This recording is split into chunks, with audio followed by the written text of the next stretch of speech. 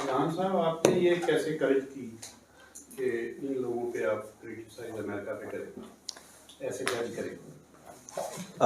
I don't think it takes any courage. America पे तो हर एक तनकीद करता रहता है, ट्विटर को जाके देख लें। हमारे लोग ज़्यादातर यही चाहते होते हैं कि हम उनकी गुड बुक्स में आए, ना कि क्रिटिकल वे में आए। Well, my publisher is American, so they don't seem to mind. So I think देखें, मैंने जो ऑब्वियसली बात की है तो मैंने तो ऑब्वियसली उनकी स्टेट की बात की है, उनकी इलीट की बात की है, बट द फैक्ट इज़ कि there are a lot of other aspects of American culture and society, etc., that are very vibrant, very open, very positive. And one of those things, of course, is कि वो इस तरह की criticism को जो है as such mind नहीं करते. Maybe they have a sort of indifference to a lot of this criticism that takes place. In fact, जो criticism होती है, and I detail this in this book, that one of the important things about the American public discourse is that अगर आप उस public discourse को देखें तो वो public discourse actually काफ़ी critical होती है American state की और elite की और moneyed interests की और बाकी सारी चीज़ों की. बट उससे जो है जो सोसाइटी में एक एहसास पैदा होता है कि हमारे पास ये फ्रीडम है to criticise them and sort of get it off our chests. जो बिलियनर्स या मिलियनर्स जो हैं वो बैठे हुए हैं in control, they have sort of made their peace with this, that we let our people blow off steam. That there is no need to actually impose like censorship or do that sort of stuff in any organized manner. Yes, of course, private institutions can still censor their own employees and other such things. जो First Amendment है वो basically रियासत को रोकती है लोगों की speech को सेंसर करने से, प्राइवेट एंटरप्राइजेस को और एम्प्लॉयर्स को नहीं रोकती. But there is enough of that openness that you can criticize them to high heaven in that sense, and they don't really mind. Onward, America बकायदा अपना नैरेटिव पाकिस्तान या इंडिया, खासतौर पर ये एशियन में, इन्होंने एक फंड बड़ा रिलीज किया था और कर रहे हैं कि उसके लिए वो बड़े क्लियर हैं कि वो बताते हैं कि हम दे रहे हैं ये फंड मीडिया के लिए कि हमारा नैरेटिव जो है वो ये स्प्रेड करे. जबकि वैसे मुश्किल होता है कि वो इसको मानते भी हैं और देते भी हैं. इसको आप कैसे देखते हैं? देखें, जो अमेरिकन गवर्नमेंट की ओवरसीज़ पॉलिसी रही है, not since 2006 but actually since the cold war, वो यही रही है कि हम फ्रेंडली ऑर्गेनाइजेशंस को सपोर्ट करेंगे ताकि वो हमारा जो एक वर्ल्ड व्यू है या नैरेटिव है उसको चलें. अगर वो ओपनली नहीं एडवोकेट करते, कम से कम थोड़ी बहुत जो है उसको क्रिटिसाइज जो है ज़्यादा ना करें. So this is something which is sort of like an influence buying operation, if you will, which Soviets were doing it too during the Cold War, the other side. So that is something which governments generally tend to do. और obviously क्योंकि उनके पास resources बहुत ज़्यादा हैं compared to other governments, उनकी ये policy जो है वो शायद ज़्यादा जो है well resourced हो. But जो actual अमेरिका के बारे में public perceptions हैं in different parts of the world, I am not sure that there would be a good correlation in a sense between the amount of money that the Americans have spent and the positive outcome in terms of public perceptions. Because जो public perception होती है वो obviously इस चीज़ से होती है कि जी आप जो है क्या कर रहे हैं और आपकी पॉलिसी की वजह से कहाँ जो है तबाही मच रही है, और वो चीज़ जो है अब रिपोर्ट होती है. So we've seen this very recently in the context of the genocide in Gaza, where basically the mainstream American media has been sort of towing the line, and a lot of the Middle Eastern media also has been very restrained in its coverage, and our media has also perhaps not gone out of its way as it should, but the public perception is not necessarily affected by this. People are getting their news on TikTok or other such things.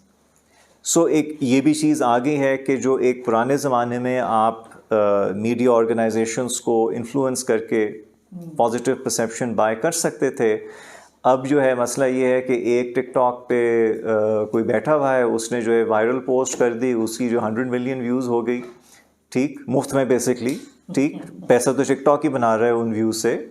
So this is something which now the Americans are having to deal with.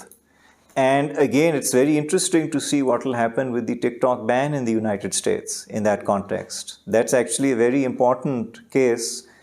TikTok has, of course, appealed to the Supreme Court. क्योंकि अगर जो है supreme court rule करती है कि yes TikTok की जो platform है उसके ऊपर जो भी कंटेंट जनरेट होता है वो ऑब्वियसली यूज़र जनरेटेड होता है, so the US government can not impose restrictions on what people are saying, but the American government would of course counter argue that we are not stopping people from saying this, we are only stopping this specific platform which is owned by a hostile foreign entity. Otherwise आप यही चीज़ जाकर किसी और platform पे कर लें, हम उसको तो नहीं बैन कर रहे. बट दे डू अंडरस्टैंड कि जब आप वो प्लेटफॉर्म बैन करेंगे तो उसका सारा नेटवर्क का जो इफ़ेक्ट है वो ख़त्म हो जाता है, और नई नेटवर्क बनाते बनाते it can take a very very long time. So it will be very interesting argument. शायद सर की इजाज़त से एक छोटा सा वो ये कि कॉलोनियल टूल जो है ये किसी पर्सन ने इन्वेंट किया था या किसी ग्रुप ने इन्वेंट किया था, क्योंकि ये इट वाज एन इन्वेंशन. इससे पहले ये चीज़ नहीं हुई थी. जैसे दूसरी चीज़ें इन्वेंट होती हैं, इसी तरह ये उस वक्त उसके लिए प्रॉपर वक्त था जब ये एग्जीक्यूट हुआ और ये यूटिलाइज हुआ प्रॉपर्ली. देखें, अगर कोई इंडिविजुअल है जिसको आप क्रेडिट दे सकते हैं for coming up with this idea and the initial practice as well, that would have to be Christopher Columbus. He is the one who basically not only discovered the outer islands but he then also set up the first colony. वो वापस गया था, फिर उसको दोबारा से जो है उसने कन्विंस किया गवर्नमेंट को कि आप मुझे एडिशनल जो है लोग दें, बाकी चीज़ें दें, और मैं वहाँ जाकर एक प्रॉपर जो है सेटअप करता हूँ. And he was then given the authority as the governor as well of that new colony that he was going out to found. So he would be the individual who actually came up with this idea. Of course, उसकी justification उस colony के लिए ये थी कि हमें permanent basis चाहिए to more effectively search for gold and silver, which is what the Spanish king and queen were interested in. So he said that, we need permanent bases because इस तरह से वापस जाना आना all the time from Europe, this is not practical, so we need bases there. So we have to set up colonies there of our people, and then from there we can then go and we can explore further and find more gold and silver. जैसे इन्होंने वहाँ से wipe out किया पुरानी जो generation वहाँ रह रही थी, लोकल पॉपुलेशन, वो ये तो एक वेल थॉट सिस्टम इन्होंने क्रिएट किया. मैं इसके बारे में कि ये अपने आप ऐसा होता रहा, जैसे कि सब कंटिनेंट में और हुआ है. यहाँ पर वाइप आउट नहीं किया गया, यहाँ पर उन्होंने सिर्फ अपनी ब्यूरोक्रेसी जो है वो प्लेस की, वहाँ पर इन्होंने वाइप आउट किया. जी बिल्कुल। और उसकी ये थी कि जब क्रिस्टोफर कोलंबस वापस आया अपनी कॉलोनी सेटअप करने के लिए, तो उसके ऊपर प्रेशर था कि आपने जो है गोल्ड एंड सिल्वर वापस भेजना है to the mother country. Problem was कि जिस आइलैंड पे वो था उसके ऊपर थोड़ा बहुत था सोना, मगर ज़्यादा नहीं था। So what the Spanish did was that they forced the entire local population to basically deliver gold to them on pain of military punishment. And that led to a massive famine that basically wiped out most of the population because they were no longer able to farm and do other such things. So जो उनकी जो पहली जो है colony थी, according to the Spanish sources, मैं उनकी figures quote कर रहा हूँ, उनका estimate ये था कि जब वो आए थे on the island of Hispaniola, there were maybe about 3 million people living there. And by 1518 or thereabouts, there were maybe 100,000 left. So they killed them all. Literally, not figuratively. So, and there was a deliberate thing. Okay, we want to force these people to deliver gold to us, so quotas were imposed, and because of that, the local agricultural system collapsed and people simply starved to death. This is before smallpox. So basically, smallpox जो है वो इसके काफ़ी साल बाद आया from this. उससे पहले जो है already जो है they had wiped out one entire population of about 30 lakhs. और कोई किसी का कोई सवाल, कोई कमेंट? जी बहुत मज़ा आया। अच्छा इंशाल्लाह आप ज़रूर रीड करने की कोशिश करेंगे जो ही कोई हार्ड बुक इसकी हार्ड कॉपी मिलती है। अच्छा एक वॉलंटियर आपने कहा था कि यूरोप से जो जा रहे थे एक्सप्लोरर, तो उनकी एक टेंडेंसी थी वो इनवॉलंटियर अंदाज में वहाँ पर यानी खुद से नहीं जा रहे थे, लेकिन हम लोग जो हैं वो जब उस दौर के जो स्पेनिश मुनार्क हैं, पोर्चुगीज़ जो मुनार्क है, वो पोप के इन्फ्लुएंस से तो हम उसको नहीं जुदा कर सकते। द पोप सिटिंग इन रोम, वो तो बिल्कुल उसके इन्फ्लुएंस से दूर तो नहीं थे। तो उस जो यहाँ से एक कह लें कि शुरू हुआ है एक्सप्लोरेशन का प्रोसेस, तो पोप जो है उसकी तो जो प्राइमरी जो होगी इंटेंशन वो तो प्रोलिफरेशन ऑफ क्रिश्चियनिटी होगी, तो उसमें वो कभी नहीं चाहेगा कि वहाँ के जो नेटिव्स हैं उसको इस हद तक इरेज कर दिया जाए। तो उसका इन्फ्लुएंस कहाँ तक नज़र आता है? ये भी बहुत इंटरेस्टिंग सी बात है, क्योंकि जो कुछ तनकीद हुई थी उसी ज़माने में स्पेनिश के ऊपर और उनकी गवर्नमेंट के ऊपर कि किस तरीके से वो लोगों को जो है डिपॉपुलेट कर रहे थे, तो उसमें जो है उनके क्लर्जीमैन थे जो पॉइंट आउट कर रहे थे। बट जो फिर उनका लॉजिक बना वो ये है कि हम ये चाहते हैं कि ये जो लोकल्स हैं पहले के ये मर जाएं, हम इनको जो है क्रिश्चियनिटी में कन्वर्ट कर लें।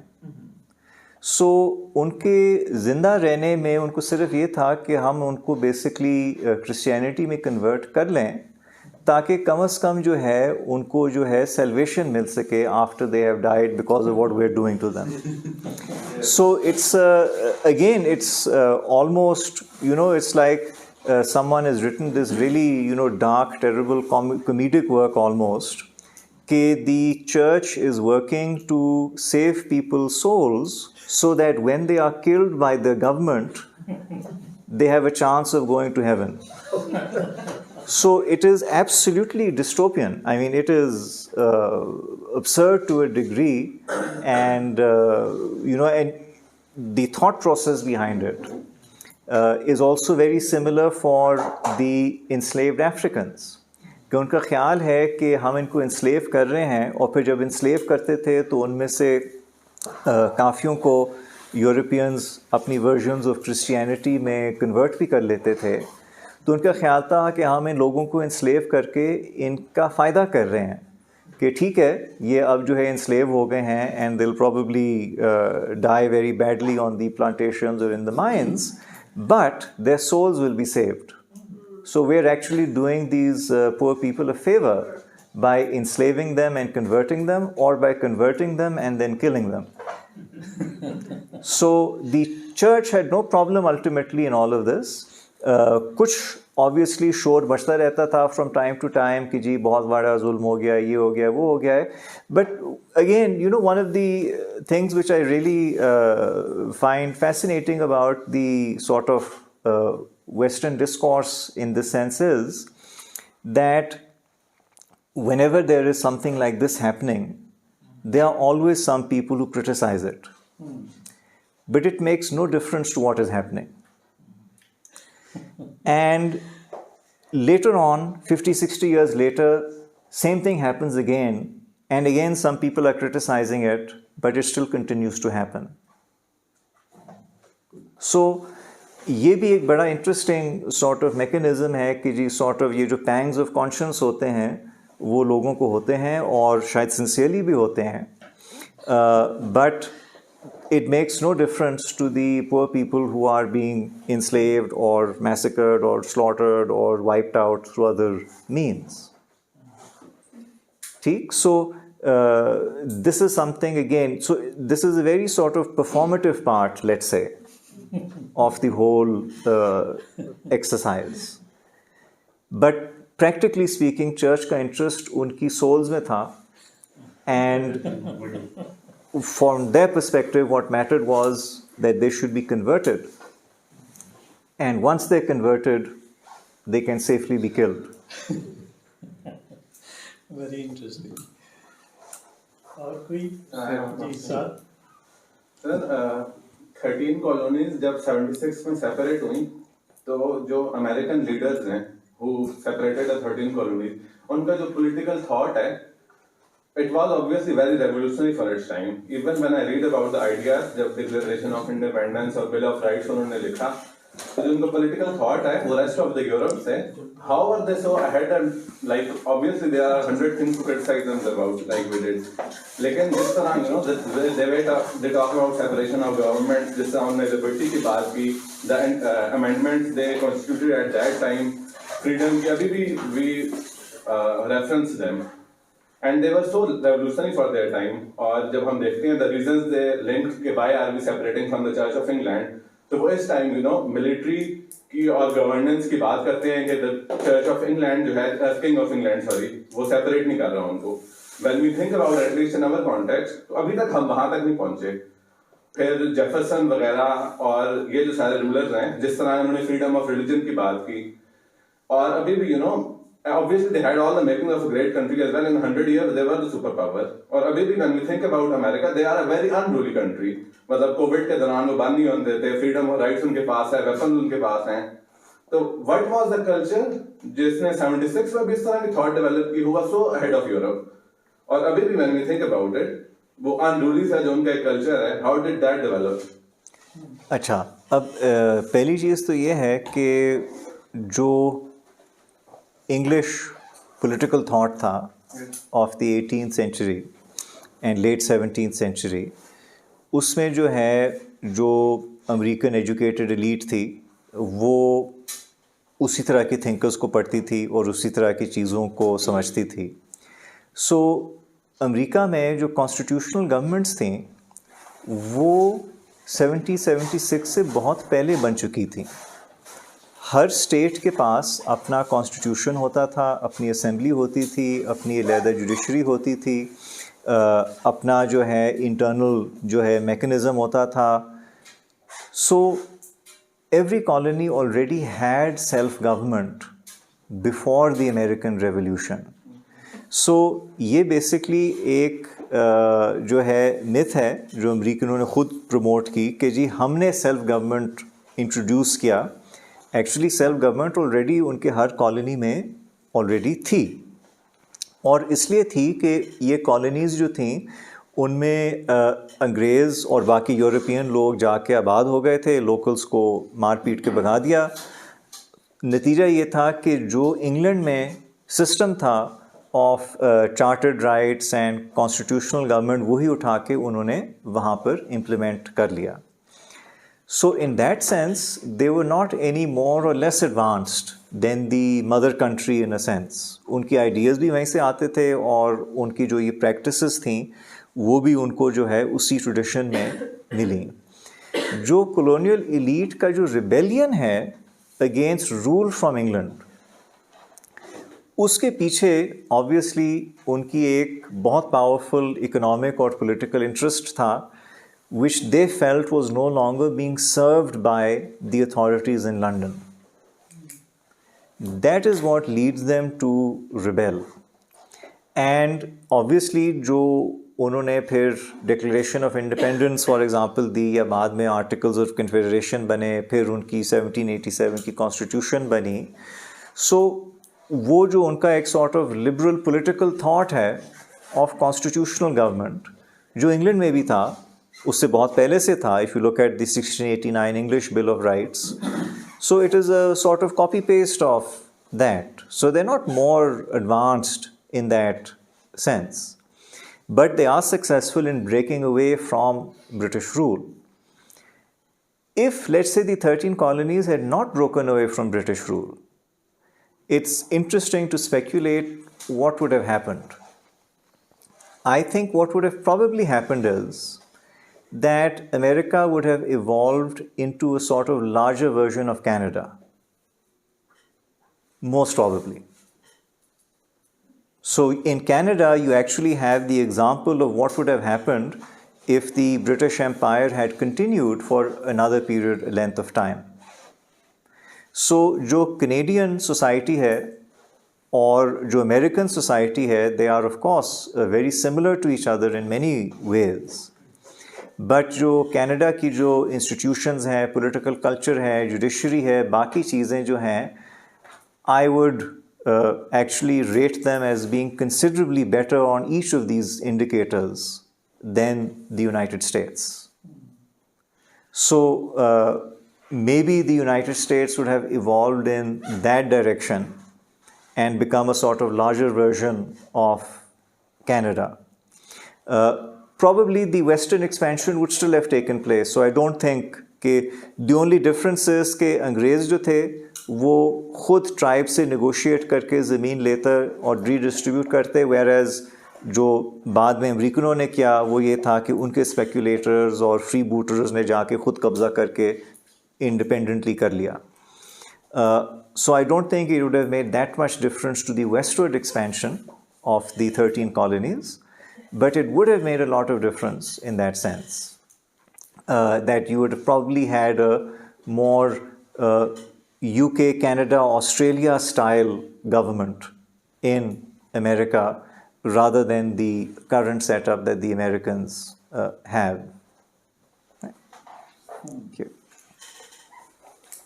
जी सर मेरा एक क्वेश्चन है कि डीकोलोनाइजेशन स्टडीज़ में जब हम अगर सब कॉन्टिनेंटल कॉन्टेक्स्ट में देखें तो इंडियन साइड से बहुत प्रॉमिसिंगली कह लें कि वेल रिसोर्स्ड और बहुत ज़्यादा कह लें कि प्रमोट करते हैं ऑफिशियली वो इस सारे प्रोसेस को, जबकि पाकिस्तान में पार्टनर में सर्व कर रहा. You know, our sort of historical narrative, the idea that is projected is that the British took power from the Muslim rule, and when they left, the Muslim demand was that you restore the Muslim rule over all those territories where the Muslims are in a majority at the very least.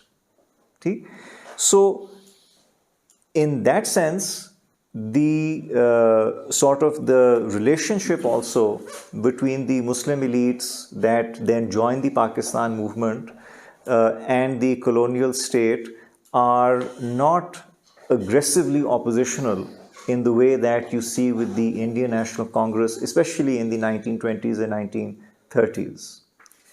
So this is also something very interesting that, you know, within the overall process of the late colonial period in South Asia, you have sort of divergent perspectives on what is happening and what is a desirable outcome.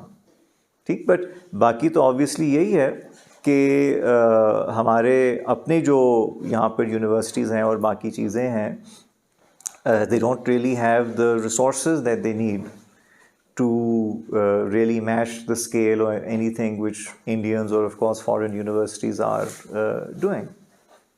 So there's that element as well. So I think there is also this historical blind spot, but the lack of resources is also very important. जी जनाब, मेरा ख्याल है और कोई सवाल अब नहीं है, तो मैं अपने दोस्त जी sir, please sir, please sir. इसी का एक ज़िमनी सवाल है कि उन्होंने जो सोशल वेव क्रिएट की है, जितने वो वोकल हैं इस हवाले से, हम पाकिस्तानी जो अवामुन्नास के लेवल पे नहीं है, मतलब पब्लिक डिस्कोर्स हमारा उतना नहीं है इस स्पेसिफिक डायमेंशन.